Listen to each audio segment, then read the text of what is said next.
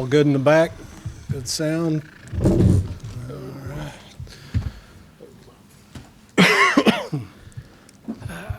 Whenever you're ready, So, Coach. ladies and gentlemen.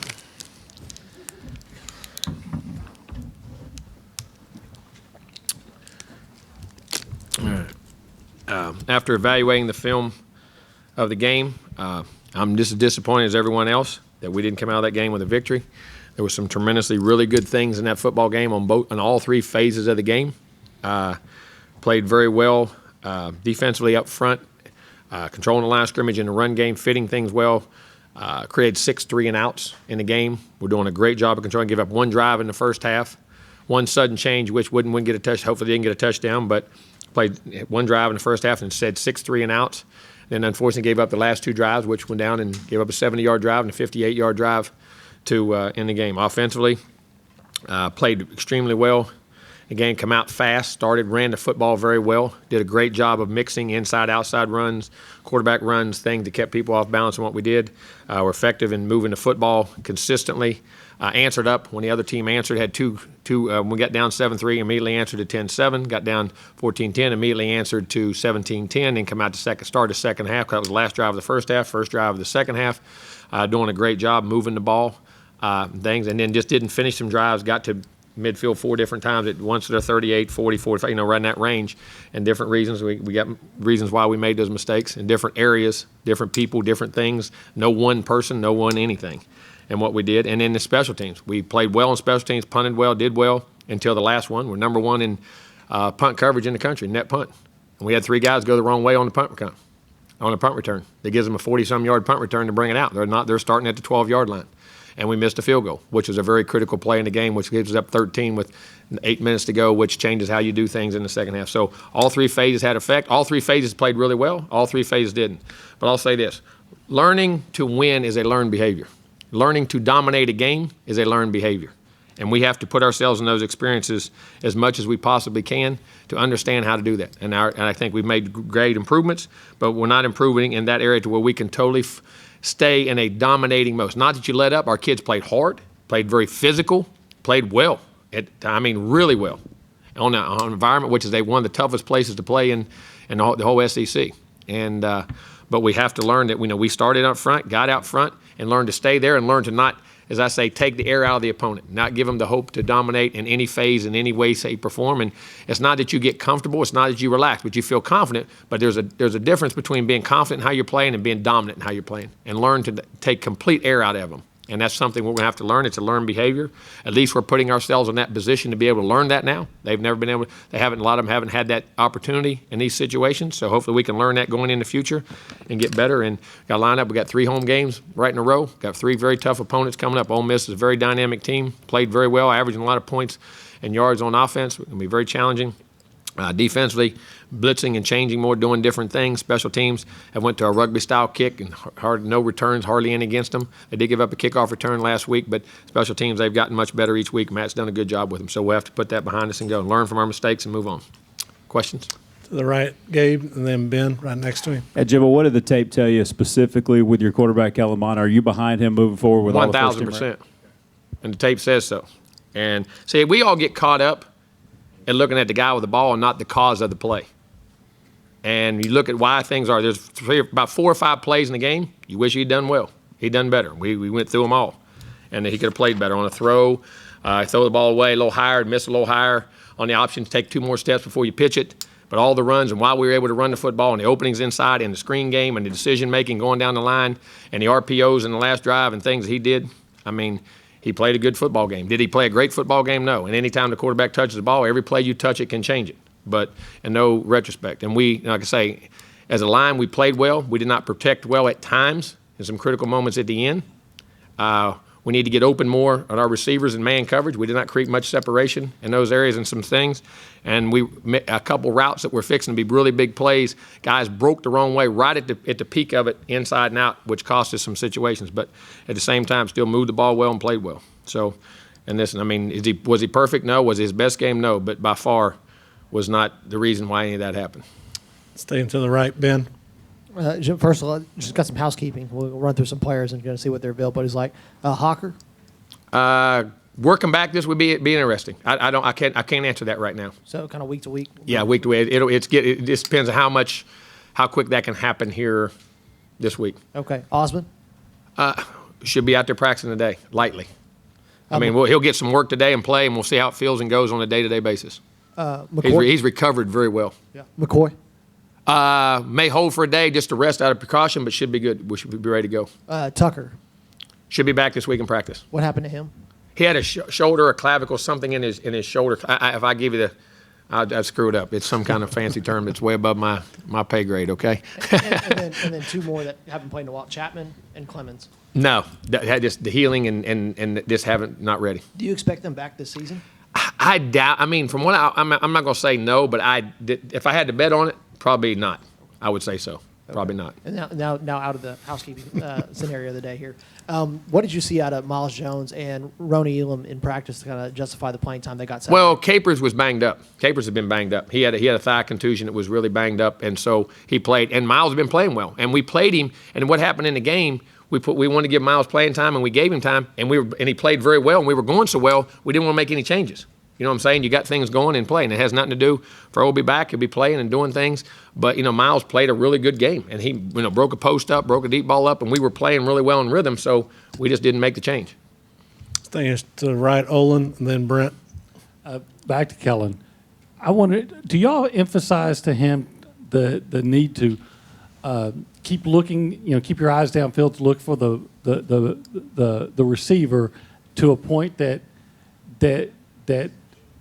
he might hesitate to run if a scramble is there? Running is a reaction.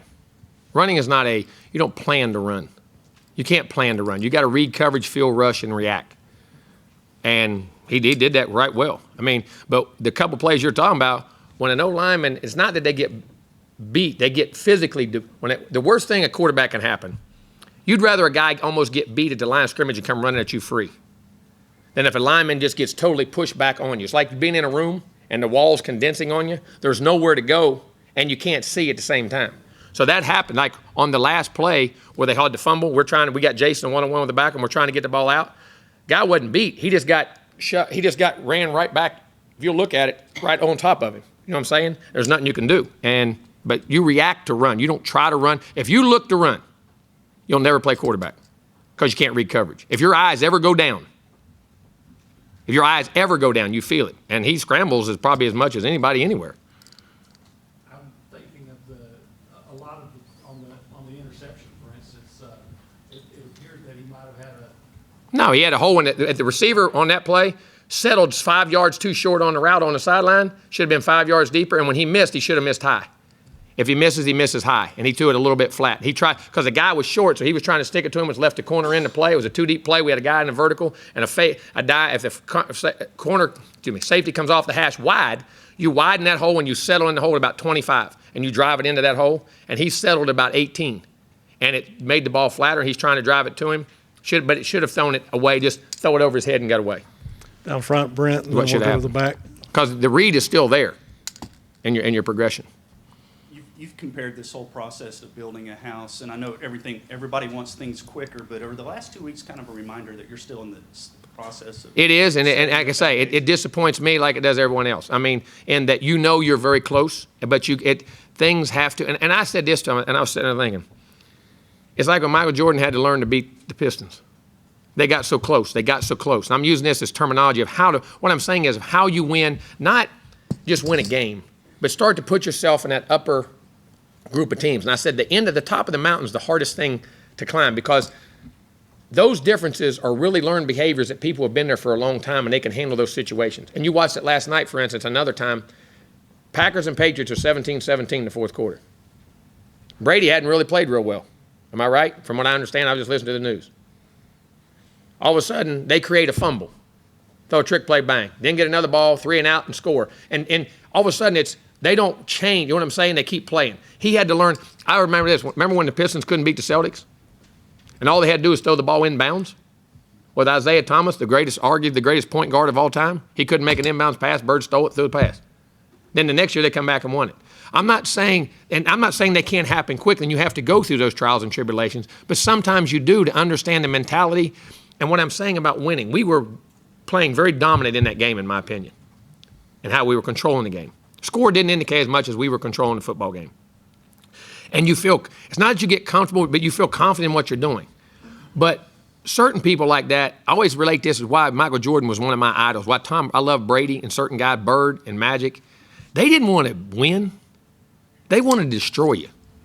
They wanted to give you no hope that anytime you ever played them the next time, you knew you're going, oh my God, I just want to get this game over. I can't win. And I don't know if Kobe was like that. You know what I'm saying? I mean, there's a mentality that goes with things like that people, I think we have to learn.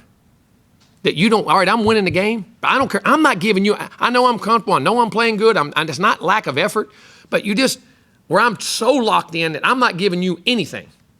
Where people think, well, that guy's crazy, man. You're up by 30 points. Why are you playing like that? You say, why do coaches, when you're up on the sideline by 30 and he's chewing somebody's butt out, is he just making a show? No. You're setting a mentality of how you got to play for when all situations occur. And we have to learn that behavior. It's not we don't want to, it's not we don't play hard, but I'm talking about that total focus of domination when you got it going, that you don't give it any air to go the other way. And that's all part of it's a learned behavior. Domination and winning is a learned behavior. I'm 1,000%. And we have to keep doing that. And is it disappointing? Extremely. Because you know you're there and you should be doing that. If you don't drop 9 balls last week, if we don't give up 3 third downs, we got them in 3rd and 21, 3rd and 11, 3rd and 12. Think about that. I'm not criticizing. I'm just saying we have to learn to do that in those situations, in those critical moments, in those critical plays.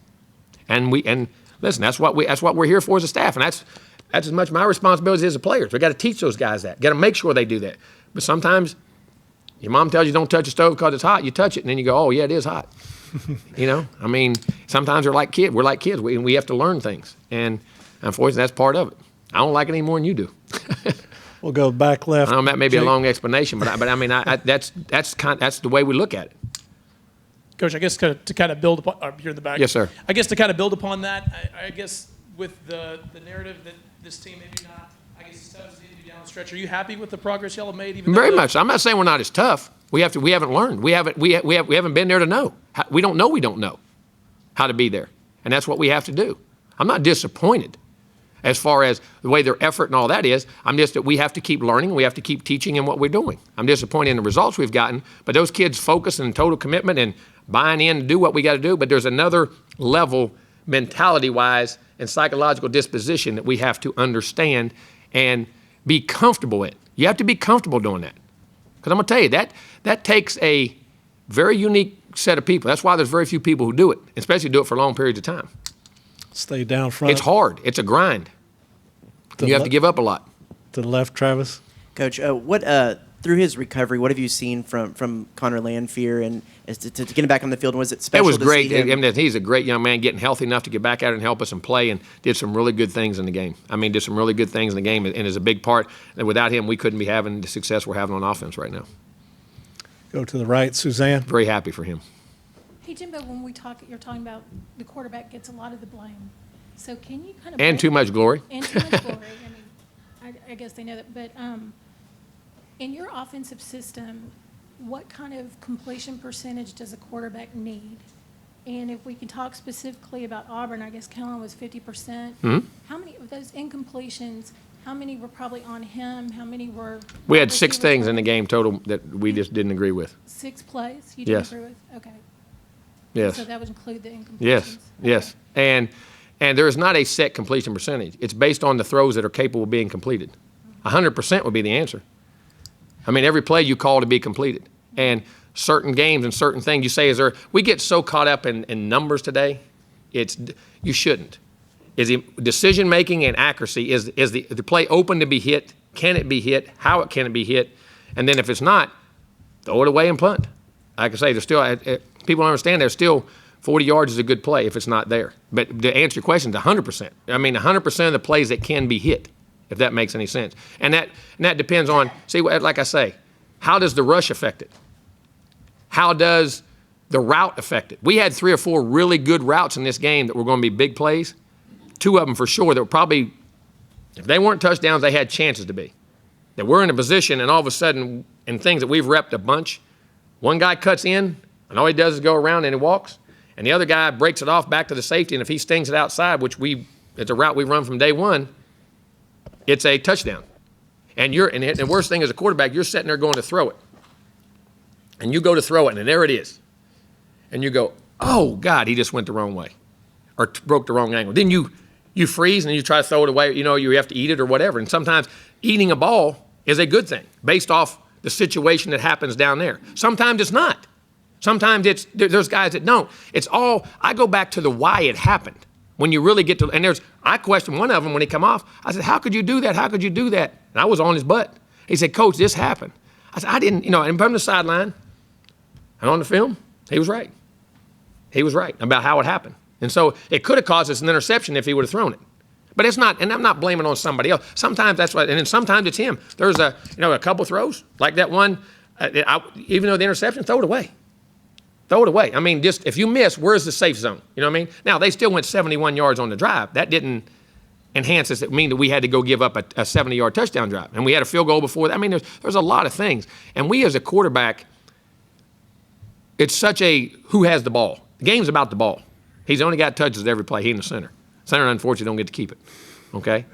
Thank God sometimes. But our guy now, if he could keep it, as smart as he is, our center's pretty special. I'll say that.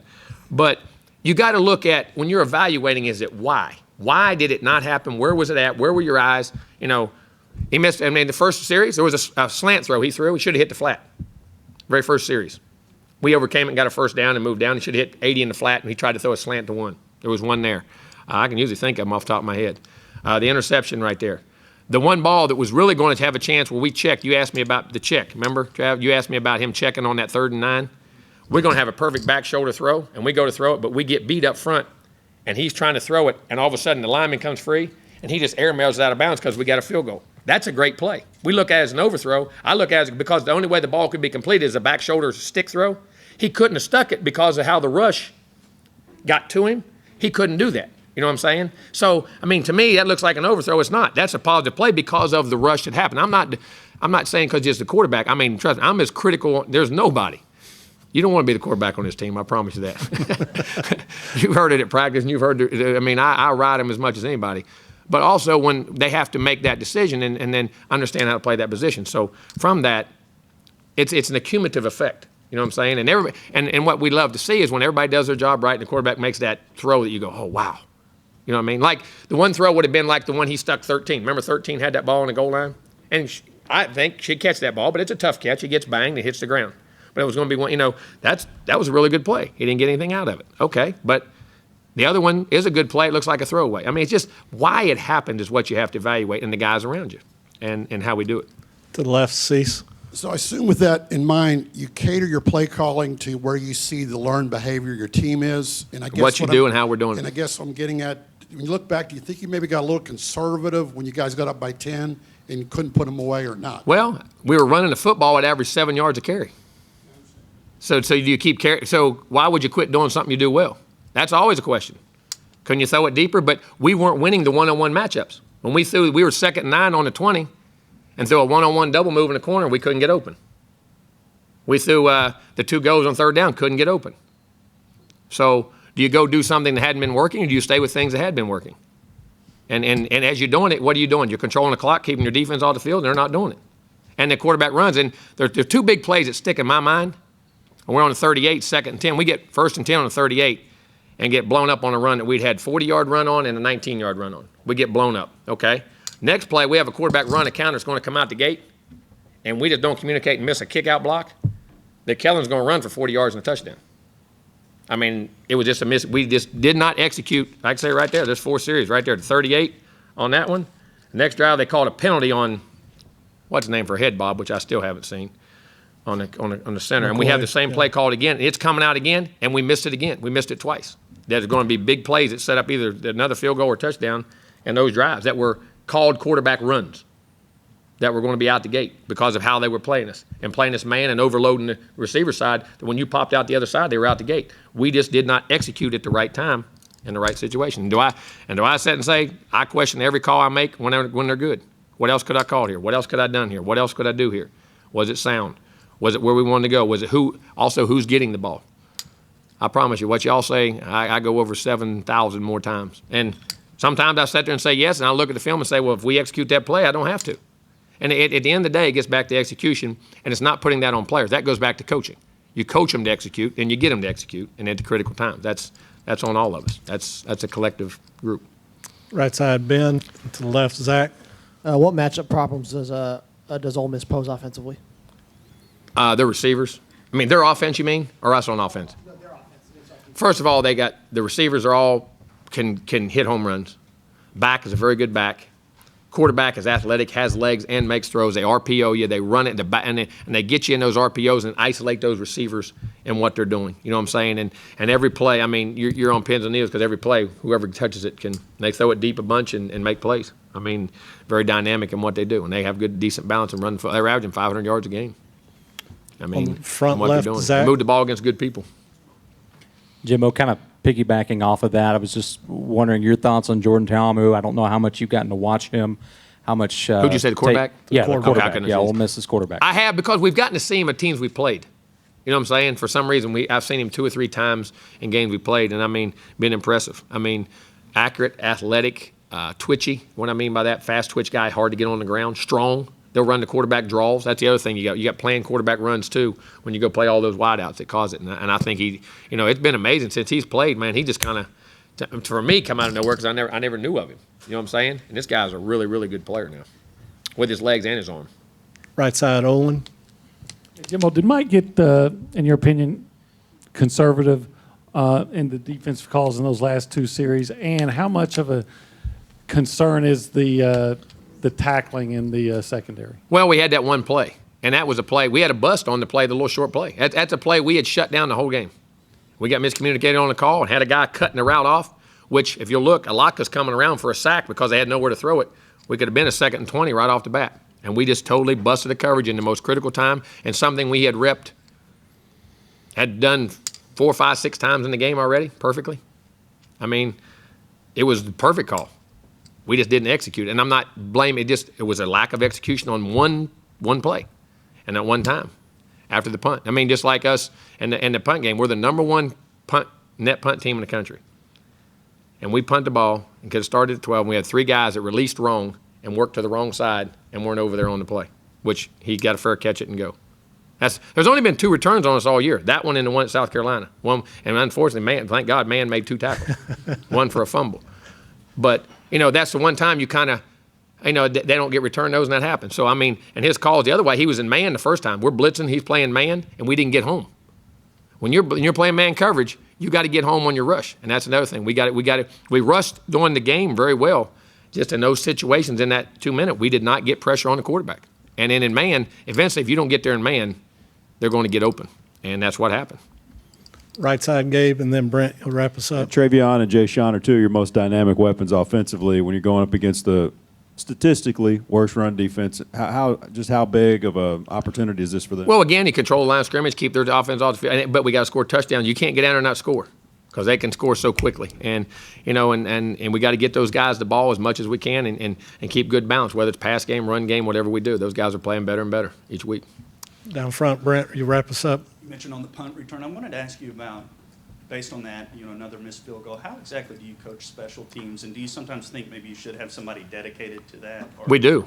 We are all we have we specialize in it more than one person should be, and we collectively meet and go over a game plan just like you do. I run the meeting, and we run the meetings and go over a game plan, what we're going to do, how we're going to do it, the fakes we have, and each coach has one. That's the only specific area you coach on. Instead of a guy doing 6 different things, one guy does one specific thing. And we've been very good. We're leading the nation in punt, and we give up a punt return. And field goals, just, at the end of the day, you got to kick. We practice. We kick every day. We open up, as you see when we're in practice, we have 6 to 8 kicks live every day that we start with and go at it. And then we punt return. We do more than most people because we do it on Mondays. A lot of people don't have they'll practice this kind of stretch on Sundays. We do a full 25 minutes of special teams on Monday. That's an added day. Plus, we do 18 minutes on Tuesday, 18 minutes on Wednesday, another 25 on Thursday. So we actually do usually about 25, 30 minutes more than most people do forever in the game plan. Any chance of a camera return this season? No. Doesn't look like it was foot healing. I mean, his healing process. All right, Coach.